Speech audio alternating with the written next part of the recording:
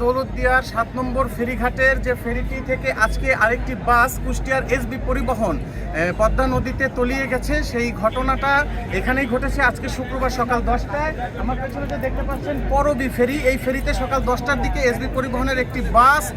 এখানে উঠে এবং এই ফেরির যে র্যাম্প থাকে সেই র্যাম্পটি ভেঙে কিন্তু পদ্মা নদীতে তলিয়ে যায়। তবে একটি বিষয়, সেটি হচ্ছে যে গতবারের যে ঘটনা ঘটেছিল 25শে মার্চ বিকেলে, সেই ঘটনায় কিন্তু 26 জনের মরদেহ উদ্ধার করা হয়েছিল। সেই ঘটনার পর থেকে দৌলতদিয়ায় এবার ঈদের পরে যে যাত্রীরা যাচ্ছে, ঈদের আগে এবং পরে প্রশাসনের উপস্থিতিতে যাত্রীদেরকে আগেই ফেরিতে ওঠার আগেই নামিয়ে দেওয়া হয়েছিল, যে কারণে এই বাসটিতে শুধু বাসের চালক, হেল্পার এবং সুপারভাইজার ছিলেন। প্রশাসনের পক্ষ থেকে তাদেরকে দ্রুত জীবিত উদ্ধার করে হাসপাতালে চিকিৎসার জন্য পাঠানো হয়েছে এবং এই যে ডুবে যাওয়া এসবি পরিবহনের বাসটি, সেটি উদ্ধারের জন্য ইতিমধ্যেই এখানে উদ্ধারকারী যে জাহাজ হামজা, সেই হামজা উপস্থিত হয়েছে এবং বাংলাদেশ নৌবাহিনীর যে নেভি ফোর্স এবং সিভিল ডিফেন্স ফায়ার সার্ভিসের যারা ডুবুরি দল রয়েছেন, তারা কিন্তু বাসটিকে শনাক্তের জন্য পানিতে ইতিমধ্যেই তাদের ডুবুরি সদস্যরা কাজ করছে এবং এখানে পাশাপাশি রাজবাড়ির প্রশাসন, পুলিশ প্রশাসন, র্যাপিড অ্যাকশন ব্যাটালিয়ন, র্যাব সহ প্রশাসনের সর্বস্তরের কর্মকর্তা এবং কর্মচারীরা কিন্তু এখানে উপস্থিত হয়েছেন।